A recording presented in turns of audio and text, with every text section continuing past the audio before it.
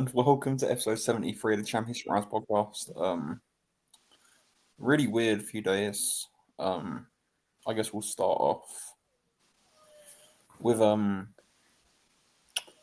tragic news this week. Two Japanese boxers dying on the same show on August 2nd. It's just awful. It really is just awful. It's upsetting. And it really shook me up when I saw that, especially the second one on Saturday when it got announced. It really shook me up a bit. I think it's just really really sad.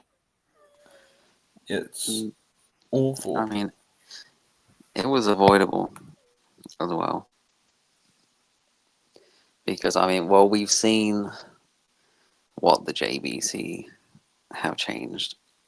One, who the hell doesn't have an ambulance for every event? At least, like, a boxing country as prominent as Japan, they should have one for every event, not just the world title. I personally assumed that they had the same type of medical that everyone else had. Well, I thought they did until I read a brother on Twitter saying that he didn't have it. Like, he hasn't seen one. And, especially when they do like the early stoppages and stuff, I just assumed that they cared a lot about health and safety. Like, it just should be common practice for every boxing event, at least notable ones. I mean, everyone can't get them, to have an ambulance at every just waiting there. I mean, in the UK, we've had to wait for an ambulance to come back from the hospital after they've taken someone there for the next fight to start. Like, that's how serious it is. Like, well, at least the JBC are finally bringing 1990s procedures into 2025 boxing. It only took for multiple people to die in this calendar year to figure this out. Like, I don't know about the US, but I'm pretty sure we've had ambulances at every event since after Eubank Watson 2. Like, yeah, something happened and we learned our lesson. And we didn't have to wait for loads of stuff to happen. And it's just been a common practice since then. For over 30 years. And obviously, sometimes it's unavoidable because obviously we're talking about people punching each other in the head. So sometimes it might not matter about the time, but that shouldn't be something to bank on. Like, there should just always be an ambulance ready to go. It's going to happen, but you have to try and help them as quick as possible and have stuff there to help, i.e. an ambulance, i.e. not an ambulance not coming after 40 minutes and Qatari getting to the hospital after 90 minutes. Yeah, at that point, he had no. I mean, if he had a chance, he didn't. They both had no chance. Like, the ambulance actually being in the arena is probably the only reason Jinjiro is alive right now. That saved his life. Which again, he could maybe not. Like, his life might not be like fully saved. Like, he could still pass away, but he was given a chance to do that because they had something ready for him. Yeah, and they changed OPBF, WBO Asia Pacific fights to 10 rounds. I mean, doesn't change. Like, someone could get hurt in round 5, round 2. It doesn't matter. Well, one of the boxers that died was in an 8-rounder. I was about to say, like, that was. It doesn't. That dropping rounds doesn't do anything. Yeah, he wasn't in an OPBF or a WBO Asia Pacific title fight, was he? What happened there? just the procedures need to change. Well, they shouldn't have still been what they are in 2025, but the health and safety regulations, they need to get better. It's really infuriating when they like tags on people for like Ioka for the tattoos and the weed, but then they don't have ambulances ready in case a fighter has a brain bleed. How does So how do you discuss it's that? like they will for bloody Ioka. Like, yeah, you can't have tattoos. You got to cover them up. You can't let them be seen, but we will not have an ambulance in case someone is half dead inside the ring. We'll make sure of that. That's I mean, just it's that's just idiotic. like, especially with the violent fights that Japan have.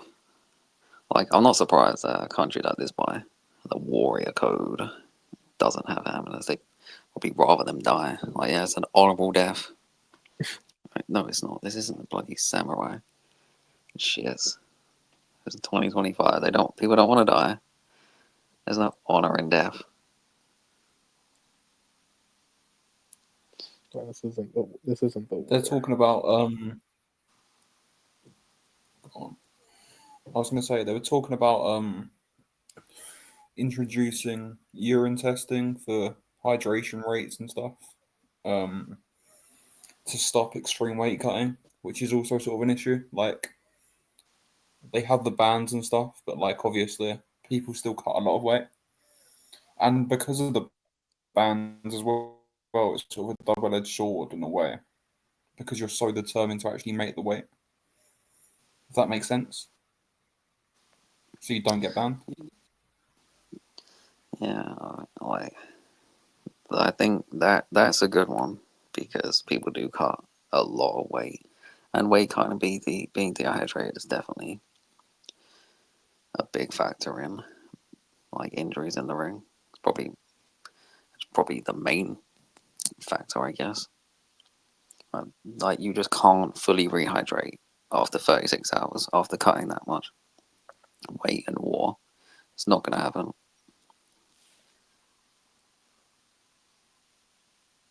Yeah. Yeah. It's horrific. It's it's so sad. It's just like I did. You've got to ask the questions now. Like, and it looks like the JBC is taking some responsibility, but you've got to ask questions of everyone, like ringside doctors, commissions, trainers, even. Because if a trainer can't see something's wrong, should they really be licensed as a trainer? If they're sending their fighter out like that, I don't know. But if you can see something's wrong, like it's not. I don't know. There needs to be more accountability. I think. I don't think that's not going to happen with the people because of the mindset in Japan. It's just not going to happen. Like, that's why you don't see people pulling them out. Like, cornermen will not pull out their file. I was say, how often do you see like a RTD in a Japanese fight? Like when you look at like resumes and stuff, Yeah, it's usually just KO a lot. To be honest, the only one is Juno and Nishida. I can remember. yeah. That's the only recent one, anyway. And that was really only because like swelling and like damage instead of like Yeah, someone like actually getting like hurt and beat on, which is usually what's happening in these fights. They're beating the hell out of each other. yeah. It's just awful. It really is awful, and like it shook me up, man. It really shook me up sat there. Like I was just sat there like all afternoon. Like it's just so bad. It's heartbreaking, man. But you can't prevent that in the sport, but you can certainly put measures in place to make it a lot less common. And like I don't know, we joked a couple of weeks ago about the doctor and the Jojo Diaz fight. Like that doctor should never work again. And there's multiple instances of that. You've got to have strong doctors that will put a fighter out if they're blatantly not like okay, like Jojo Diaz was. You got They'll to have strong ignore the referees. doctors and ignore. I mean, not ignore the doctor, ignore the crowd, and people egging them on, trying to get the fight to continue, even if it's a great fight. Like for some reason, Prograis versus Diaz was. Um, you asked him multiple times what number was shown, and he got it wrong multiple times. Just because the fight's great, it doesn't matter. It could have been the best fight. It could have been a Corrales Castillo remake. You have to. You can't just for this example, but it gets even more brutal in Japan. You need to just let them live. This isn't a video game where you can do like a immediate rematch or like a retry, like it's some mission or something. This is real life. So yeah.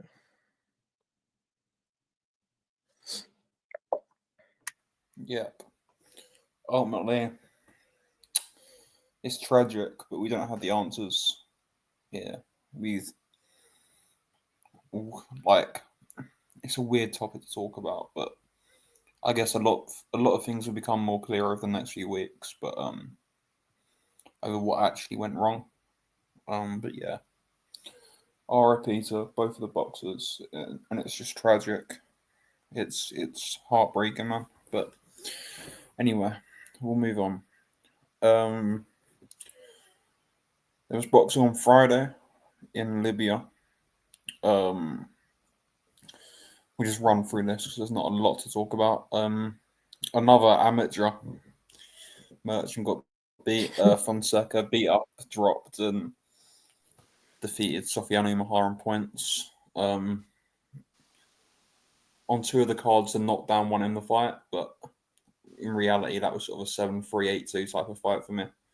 He just beat up Umahar, who started quite well and then just fell apart. To be honest, like that wasn't really that close. What year are we in again? Yeah, and he's got the WBA gold title now, so he's back in the mix at lightweight. Oh, make the Tank rematch.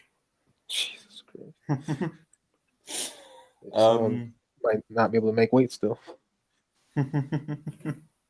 oh my god. Yeah. Then Albert Ramirez stopped Jerome Pampelone in round 7. Was awful fight for about 4 or 5 rounds. Then Ramirez decided to throw some punches, and he just started dropping Pampelone with pretty much everything he threw. Yeah, good fighter, Albert Ramirez. But yeah, he ain't getting upgraded or whatever anytime soon because he's now the 3rd WBA champion at light heavyweight. Because we love the WBA, don't we? And No. we love the WBA here. Yeah, um, Mirko Cuello just beat up the horrifically overmatched Sergio Rios, stopped him in the second round. Easy win. He's now the interim champion at featherweight.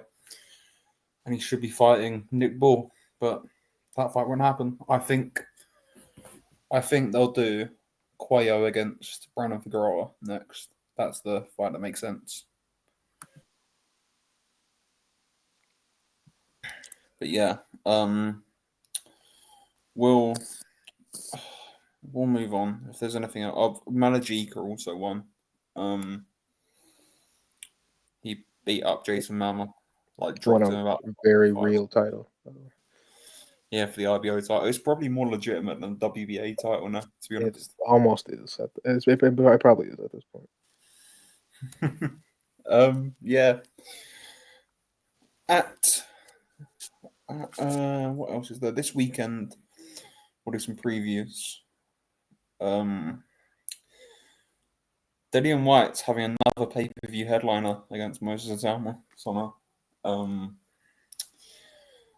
Yeah, this fight. This fight, man. I can't wait for Whyte to subsequently pull out for some certain reason right before the fight. Yeah, the most interesting thing about this show is that it's not being done by the British board, Mm. and it just happens to be the new Whyte headline. Interesting. Yeah. Made it right there. Yeah. But anyway, he does look like he's juiced up. That's why I'm talking about. He looked kind of crazy. He kind of looks like 2019 Rivas, like vibes.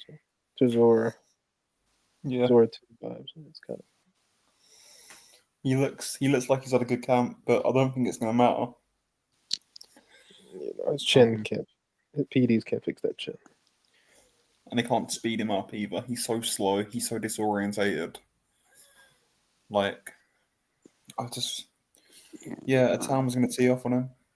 I mean, he is. I mean, the fight has grown on me a bit. Not gonna lie.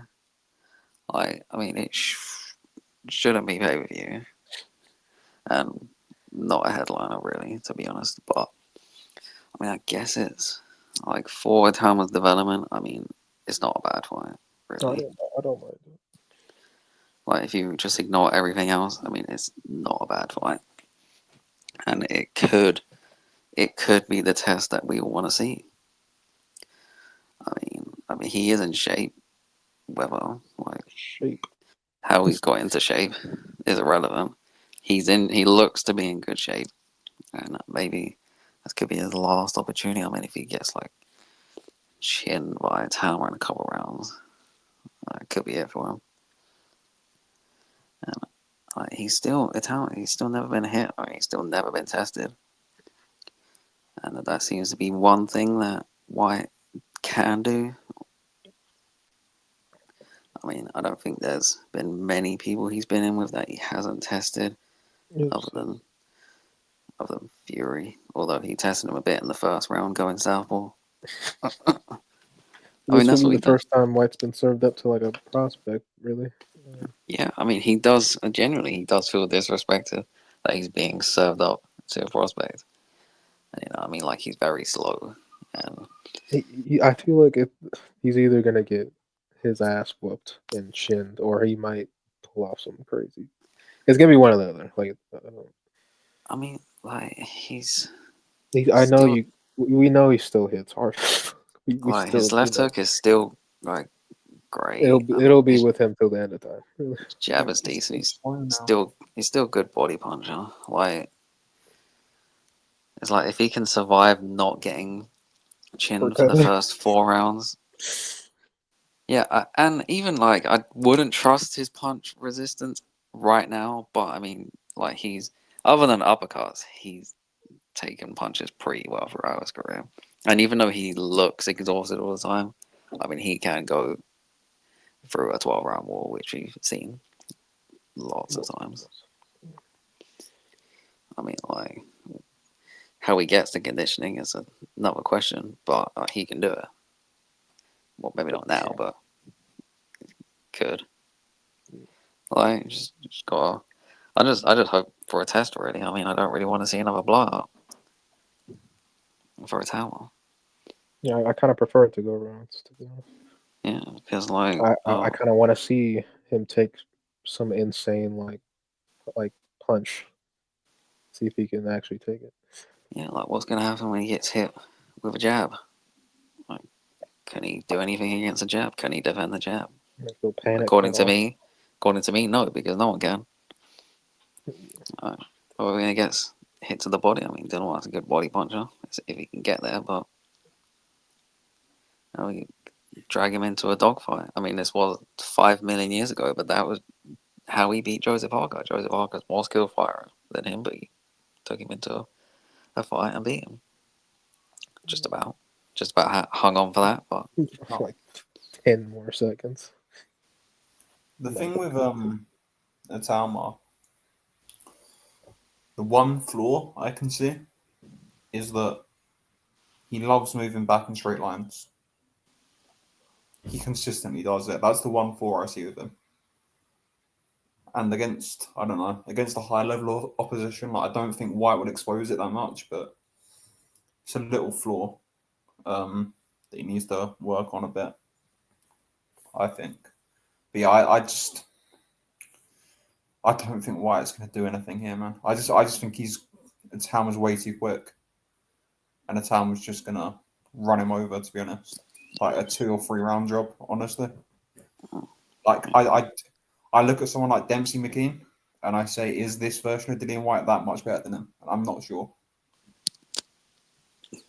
Yeah, I think he is.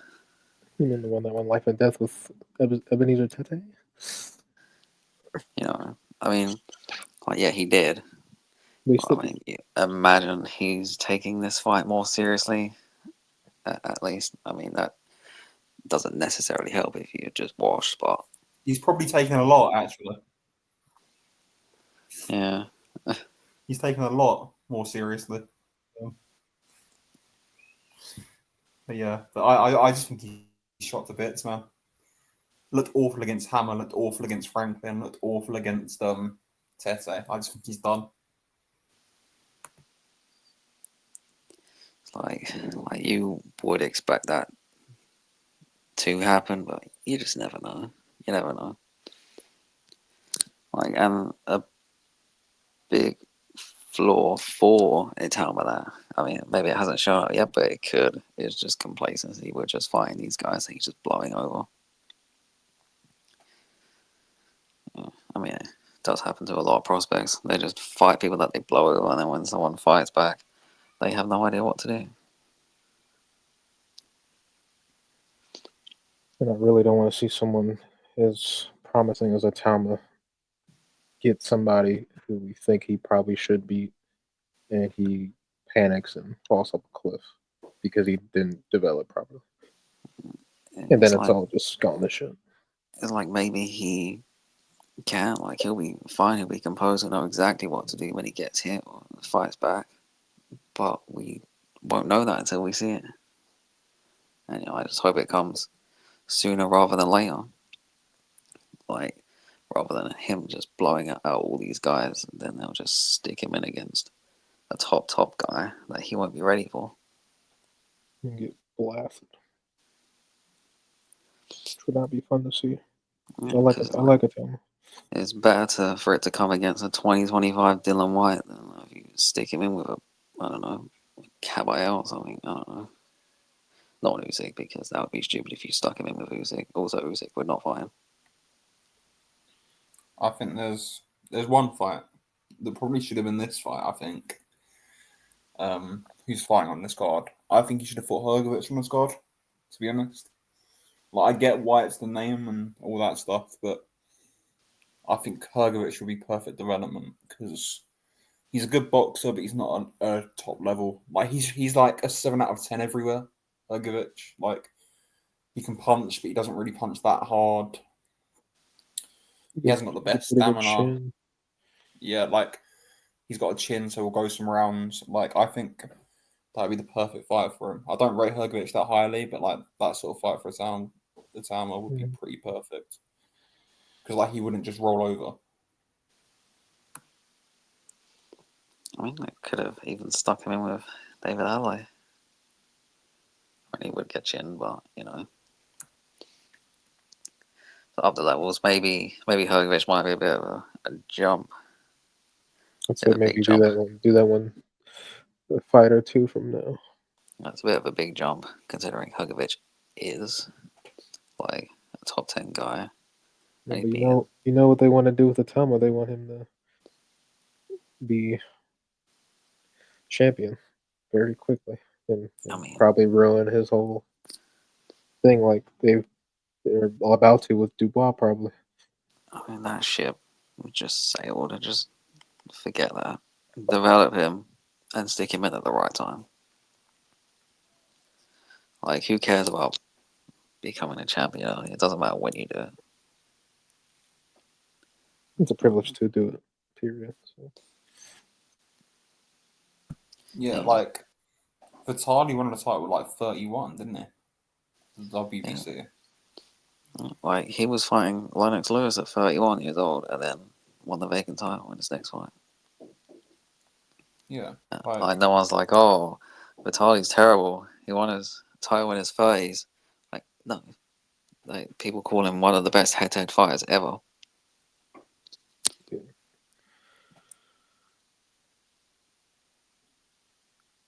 Yeah, Klitschko won it late as well, or late-ish. Like, well, I mean, Vladimir, obviously. It's like even like, I don't know, Ali didn't win it till like 22. I mean, they got time. Joe Lewis, he was 23. Yeah, like Usyk late. Even as Usyk's first world title with Cruiser was like 29. Like, he's got ages, man. You don't need to rush him. Like, it's just fans. The fans, they're just impatient. They can't just wait for people to develop. And that's why with a lot of these prospects that they get found out. Because back in the day, they would actually properly develop fighters. But now they just want to rush them all the time. But I also think that's a sort of product of the promoters as well. Because when like you're turning over at 18 and you've got Warren and everyone on TNT and all the media that's paid screaming, "Oh my god, he's unreal!" and he's knocking out everyone in sparring, and we're going to beat Tyson's record and all that. Like, you're setting an expectation there. Yeah, you are. But then you compare that to Fabio Wardley. Yeah, you compare that to Fabio Wardley, who's like, well, he's a white collar kid that's turned over. He can punch a bit. We'll see how far he goes. No one's like every fight for him's been, oh well, that's a really good step for him. He's done really well to win that fight. Every single time. Like, there's no expectation because you haven't built up the expectation for him. And it's like, I think Itauma is better than Wardley, but it's just, you could have built Itauma like that. Oh, he's a kid and we're going to develop him. And if you run that and then you say, oh my god, he's fighting Dillian Whyte in his 13th fight or whatever it is, it's like, oh my god, that's really good. But now it's just like, well, people are screaming. You're only fighting what? Yeah, it's like, oh, Dillian Whyte in your 13th fight. I thought you'd be champion already by now. You're at least in the top 10. What the fuck? Well, yeah, just call him a great talent. We think he's going to be a future heavyweight champion. Well, like, is he not like a teenager still? Or 20? It's 19 or 20, something like that. Well, One of the two. Yeah, it's just like, that's the problem with like hyping people up, is you just go too far. The man was born in 2004. Let's calm down. That sounds crazy, by the way. It's like, what about if he doesn't even become a world champion? I mean, you're all going to look like idiots.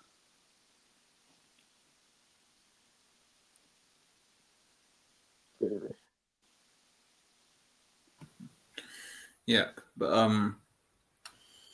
I assume we're all picking Itauma by stoppage. Yeah, oh no, man! I was really going with Whyte decision there. I just hope for a test. I just hope we'll give him a test. I hope it's like a. I hope it's like a mid to late round stoppage. Like maybe not life and death, but I want to have a little bit of a test. Like, get hit a bit, have to work hard, and then like stop him. Like a Dubois Lartes. Like, I wouldn't even mind if he won by decision. Just as long as he doesn't throw any uppercuts, because if he throws uppercuts and doesn't knock him out, then that would be a bad look. Like, maybe like round 9, I just hope like rounds and a tough fight. Well, a test, maybe not a tough fight. You don't want to be having too tough of a fight with a 20-25 Dillian Whyte. Oh, you mean prime Dillian Whyte? You never know. Well, he might be back in his prime with how he's looking. He might be 2018 Whyte again. Probably Does not. he have a prime? I don't know. Well, yeah, everyone has a prime. Some primes are just better than others. His prime is like life and death, but just strong. Yeah. Yeah. Itauma in 3. Yeah. Like, Yeah. Under 4.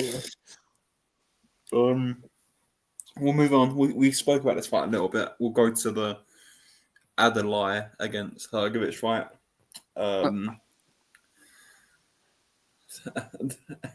David, the only thing Adalai's better at is punching. He's a bigger puncher, but everything else he's just terrible at. And this just screams either Hrgovic just outboxes him and wins a wide decision, or he outboxes him to a degree where Adalai is cut up and just exhausted and then ends up getting stopped. Like I see this as a total mismatch. Like a total mismatch. And Hrgovic has got an unreal chin.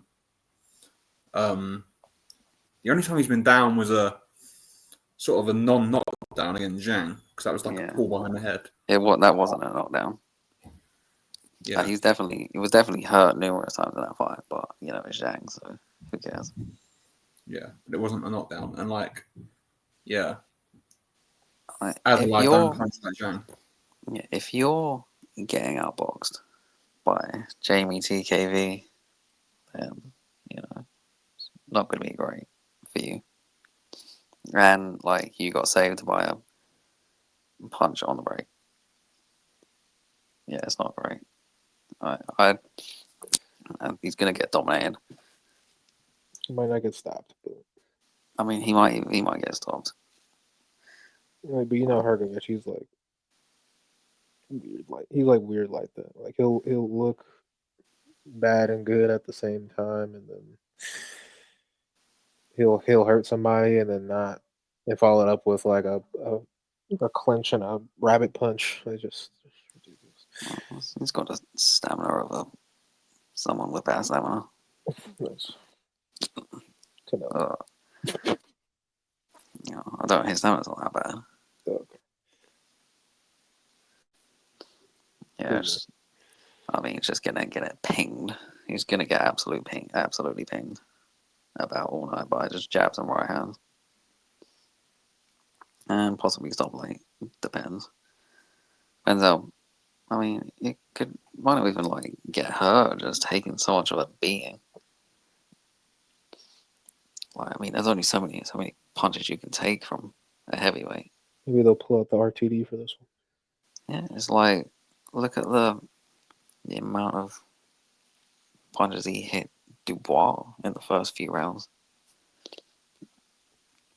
Obviously, he faded, but you would assume that he's not going to make the same mistake he did and actually train properly. Against David Adalai. Yeah. Even if he hasn't trained properly, David Adalai is not really going to do a Dubois and come back. You would think so, at least. Yeah. Yeah, I don't see a way Adelaide wins this. Even before the Wardley fight, I was telling everyone he's just not very good. He's just a big, strong, athletic kid, and that wins you domestic fights. But as soon as he fights someone any good, you're just gonna fall apart, and that's what's happened. He's not that good. Yeah, because he's lost to people worse than Hrgovic. That's a bit of a triangle theory, but in this case, I think it's fair to use. Mm-hmm. Wardley is worse than Hrgovic, although Wardley's worse than a lot of people. But he just wins. Respect to him. Wardley is just he's just a smart guy. He knows boxing. I thought he's just an idiot.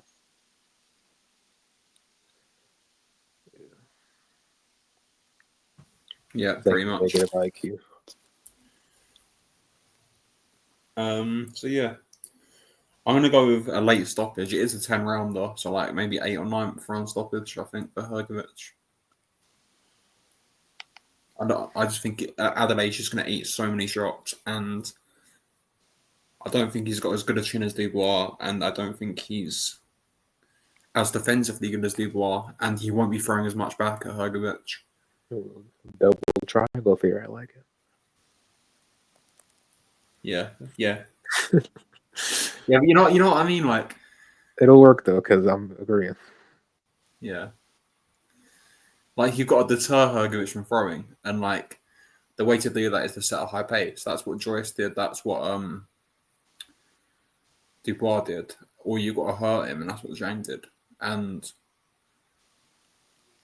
I don't think Adelaide can do either. He's a one punch guy. He can't throw in combinations really, and his feet are so bad that he's never going to be in range to actually land. And yeah, this is going to be a dominant performance from Hrgovic, as it should be, because Adelaide isn't very good. True. But yeah, moving on, there is a world title fight on this card. Nick, the wrecking ball, who only seems to want to wreck super bantamweights at the moment, is fighting Sam Goodman. Oh God, it's just a horrible fight, isn't it? It's a horrible fight. It's like, could Goodman outbox him? I don't know. I don't think he's gonna be able to keep Ball off him. And like, you're not gonna beat Ball at that fight, especially Sam Goodman. Sam Goodman's not gonna beat Ball in a Nick Ball fight. And Nick Ball, I mean, well, he'll just do anything to win. Probably drop kick him halfway through the fourth round and not get disqualified. Jesus Christ. Yeah, you just can't. He's just not gonna be able to keep Nick Ball off him. Like, better fighters than Sam Goodman have tried, and they've all failed. Even if they've all been kind of robbed in some way. Yeah, and they were at least they were featherweights as well. Like Sam Goodman, like, he's not even great at super bantamweight either, let alone moving up to featherweight and fighting a not big but strong, stocky, relentless, dirty guy. Dirty is an understatement. I can't believe he's got his nose shattered. Life and death with Ronnie Rios. He's lost like several rounds to TJ Doheny and should have been disqualified.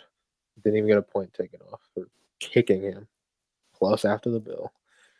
What else has he done? I mean, he kept throwing Vargas down. Well, one Yeah, of the knockdowns too, was a fight. throw.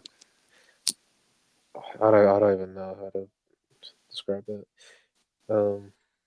Yeah, that too. And he just struggled with a bunch of. Yeah, he just struggled with a bunch of people that are not good. The Isaac Lowe stuff is just hilarious. Like, it's just like, he's turned around, tied up in the ropes, and you're just sat there with a loaded hook, and then as soon as he turns around, you just unleash it on him. Like, yeah, brilliant. Kind of funny, he still couldn't drop him with that. Yeah. But I just think, especially in this fight, like, look, Sam Goodman is going to get cut in this fight. He always gets cut. And the way Nick Ball fights, like, when he throws shots, he brings his elbow through and his forearms through. He leads with the head a lot, like, And the foot. He's, yeah. He is like, he reminds me of a more physically strong and bigger punching Josh Warrington in a way. But shorter, if that makes any sense. So another dirty bastard. Yeah. And his style is all about pressure and strength and throwing loads of punches. I think he's technically better than Warrington, but yeah, I just think it's going to be horrible. Goodman's probably going to have success for the first 4 or 5 rounds. And then he's going to get cut, and he's going to his energy is going to zap, and Ball's going to foul him everywhere and headbutt him, and it's going to get horrible. And then I see another sort of corner pullout, to be honest. Maybe a doctor stoppage, like, after a couple of knockdowns. Like, I just see him falling apart late. Because I don't think he's a 12-round fighter, Goodman. He cuts too much. I just don't think he's very good. Like, the amount of times that, what's his name, Warrawat, the Thai kid that he fought? Yeah. With the amount of times Warrior was just teeing off on him, like his defense ain't brilliant, and he's been hurt. He got hurt by was it Cesar Vaca in his last fight, Goodman, the Mexican kid? Yeah, Cesar Vaca Espinoza. He got hurt in that fight. He beat him, but like Espinoza hurt him a couple of times. And yeah, I don't think Sam Goodman's a particularly brilliant super bantam, and I don't think he's a world level featherweight. And Nick Ball should have been fighting Mega Aguayo here, but it's boxing. Not a super bantamweight, pal. Yeah. Can't do it. Sam Goodman is not very good, man. Also, it's like he can't punch either. Like, I think you need to punch. You need to be able to punch. You need to be able to crack him. Like, that's how like Ford like got to him, that he could actually like put some type of dent in him. But he's fighting a bunch of notoriously not big punchers at a lower division. So. Yeah, like you either need to be like a master boxer, like a Vargas who is just great on the outside, or someone who's very versatile, like a Ray Ford, and can punch to gain his respect, or match him, or at least hold your own on the inside. And Sam Goodman is not a master boxer. He can't punch, and he's not that good. He's not very good on the inside. Not very good, like you said. He's not very good, man.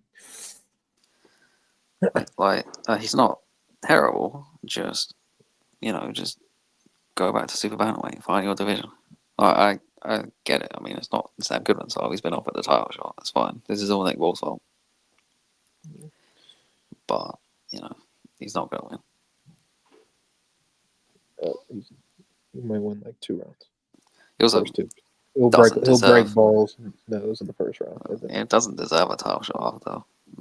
The fuck about he was doing super bantamweight. True. Yeah.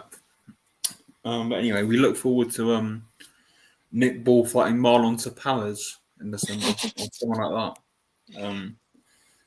Maybe I don't know. Give Ramon Cardenas a ring after Junto stops him, and you can fight him. But yeah, it's not. It's just Nick Ball's career is so weird, man. It's such a weird career, but it is what it is. Talking of Raymond Ford, he's fighting Abraham Nova on this show.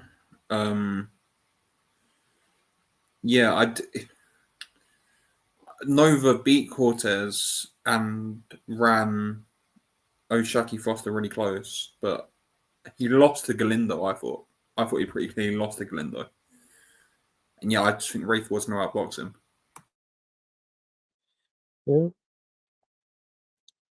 pretty much. It's I don't know if I'll pick a stoppage, but I'm pretty confident Ford's gonna nearly look perfect in this fight.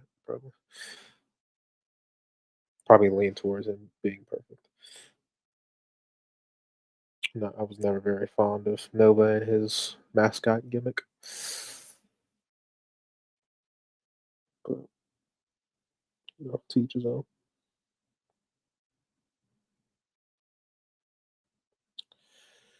But yeah. Yeah, like I can see a stoppage, but like apart from Kolmatov, who's Ray Ford really stopped recently? He hasn't stopped anyone at super feather, has he? Yeah, he's went a distance with Magdaleno after dropping him like 2 or 3 times. Stopped Kolmatov because Kolmatov's knee went like. That's sort of why Kolmatov was unraveling there, I think. Like the way he was running around the ring.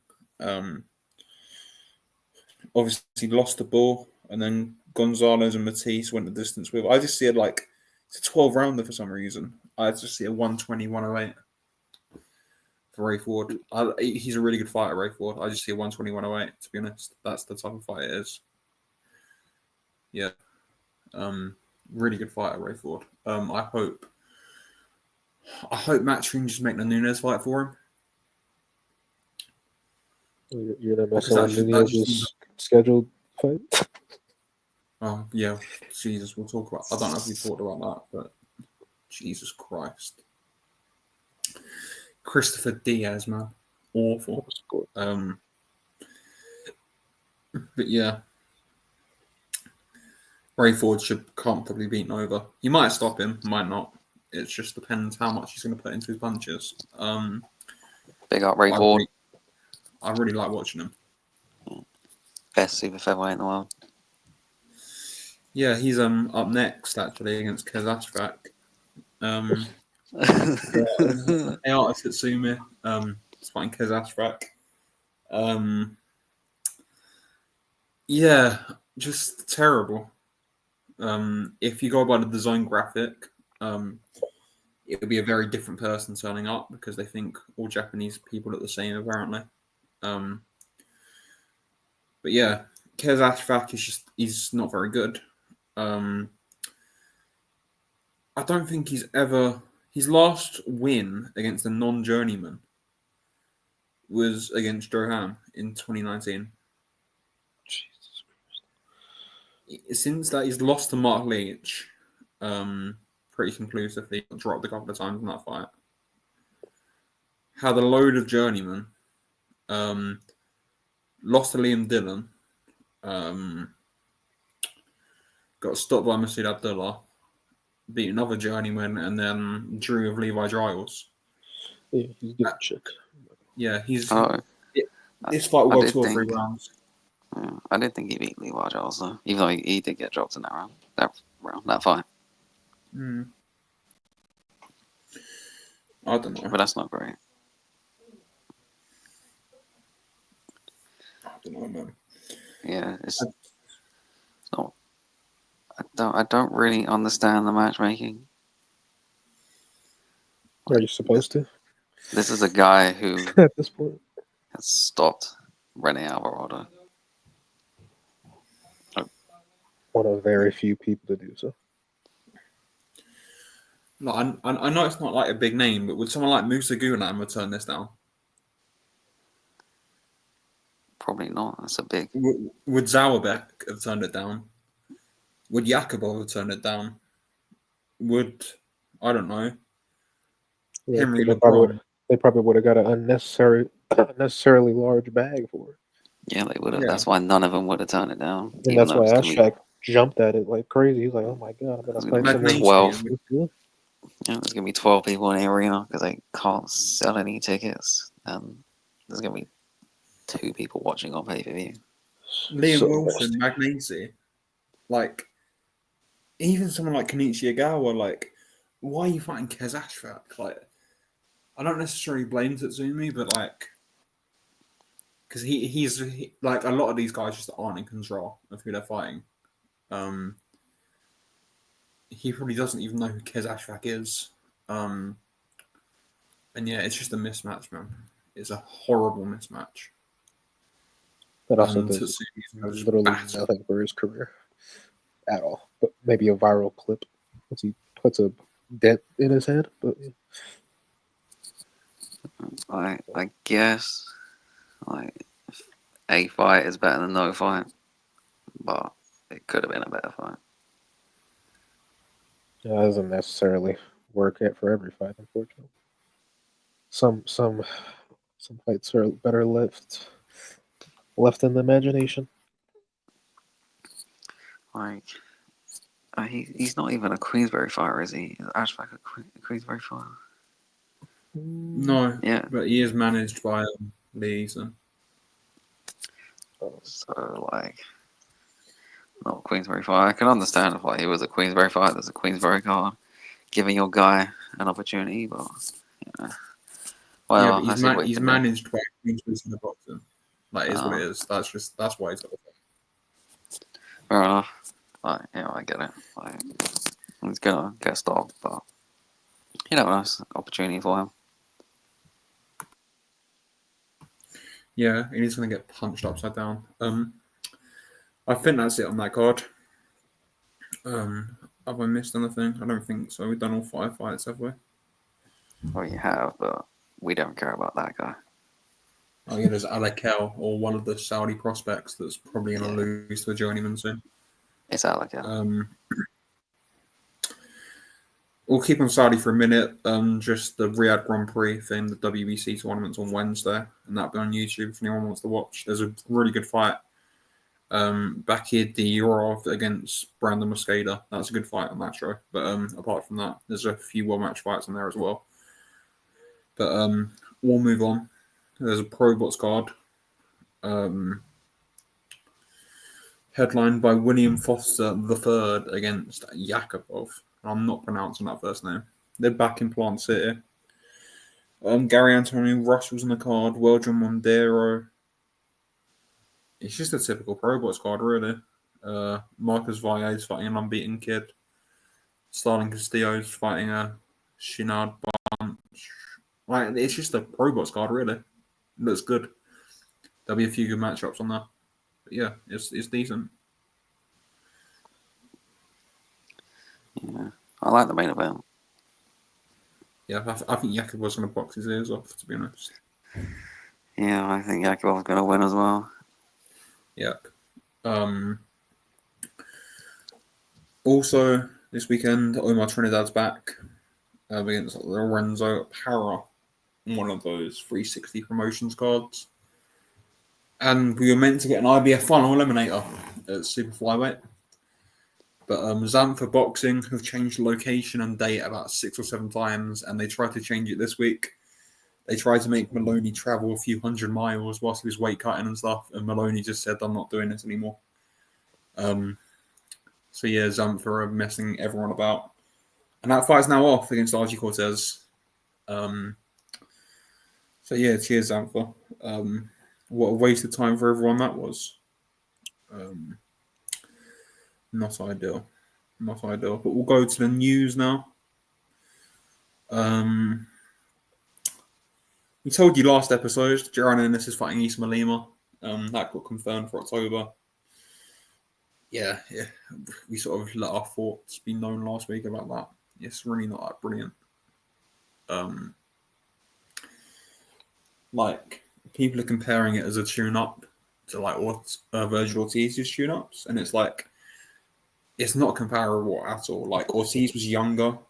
Ortiz was 25 when he moved up to Super Welter, and he was near death. He was hospitalized. He wasn't a world champion. Like, Jaron Ennis is now like a Ring Magazine and Unified World Champion. I was like, look at Ortiz's resume without having a single title fight yet. Yeah, it's crazy. Compare that to Ennis's horse shit of a resume. Yeah. And yeah, Lima's a decent fighter, but it does nothing for Ennis, man. It just does nothing for him. I'm talking about matchroom fights that do nothing for anyone. One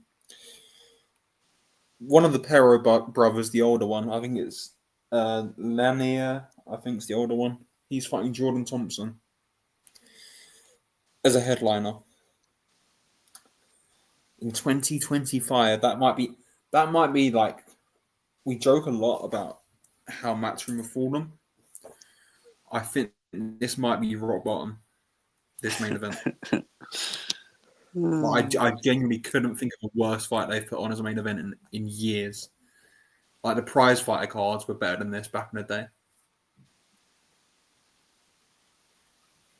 What happened to the game I love? It's just, it's awful. It's one of the worst main events I've ever seen. They're both terrible. Like, they might both genuinely be worse than Dave Allen. Like, it's that sort of level of fight. Dave Allen's good. The greatest of all time. But this is Jordan Thompson's comeback to prove everyone right that he's a future world champion. No, he's going to drop down to cruiserweight and win a belt there first, because, Yeah, that's what everyone was saying when he was knocking over Journeyman. Shish kebab. Like, he genuinely might get chinned in this fight. I mean, he's not heavyweight. Well, he might be now. I mean, I haven't seen him in a long time. I don't know. I think his defense is so bad. But like Perro's just awful as well. Like, didn't Perro get dropped in his last fight? I'm pretty sure, or he looked dreadful in it. Well, Cuban heavyweights, they're just never good. Like, even the good ones aren't that great.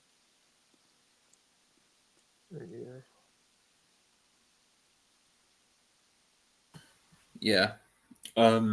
It's just a terrible fight, man. It's just this is rock bottom. Oscar Collazo is fighting Jason Vason in September. That's good. Jason Vason getting a title shot, but like it's just frustrating because Tadaran and Jerusalem were there. He should have really fought one of those, but I like watching Collazo. I wish he was more active because he keeps blowing guys away. And yeah, there's a couple of other stuff. Bits of news. Dmitry Bivol got a medical exemption by the IBF, and which is why he's not fighting Beterbiev. So yeah, there's that. Christian Billy against Lester Martinez is confirmed for the Canelo Crawford undercard. A sensational fight. Yeah, that's the perfect fight at super middleweight. I think it's just it's an amazing fight. Yeah, it's confirmed with an unfortunate asterisk next to it. Yeah, because Lester Martinez is going to pull out with 3 weeks to go. Because it's Lester Martinez, but yeah. And one last bit of news. We'll end on this. Don King is back in the mix. Because before Gerald Miller against Michael Hunter was done, until the Don started sending legal letters to everyone, blocking the fight. So he's officially back in the mix, and I'm buzzing. Don King making moves in 2025. That's what you love to see, really. 90 years old, man. Jesus Christ. Yeah, in his mid-90s, making moves, promoting heavyweight title fights. What a man. What a great man. It's probably still coherent at this point. Yeah. Fantastic. It's just hilarious when I saw it. I was laughing so much when I saw Don King's taking action. But yeah, that's why I don't think there's anything else this week. I don't know about you two. Have you seen anything?